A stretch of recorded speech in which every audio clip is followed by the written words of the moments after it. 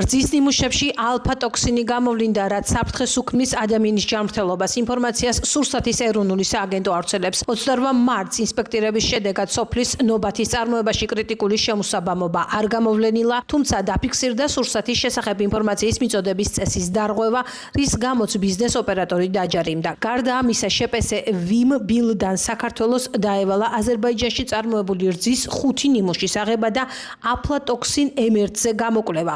ასევე არასწორად ეტიკეტირებული სურსათის ბაზრიდან გამოთხოვა. ლაბორატორიული კვლევის შედეგად ალფა-ტოქსინ M1-ის გადაჭარბებული ოდენობა დაფიქსირდა 5 ნიმუშში, მათ შორის ბავშვთა კვებაში. სოფლის ნობათს დაევალა დასახელებული სურსათის პარტიების სარეალიზაციო ქსელიდან ამოღება გამოთხოვა.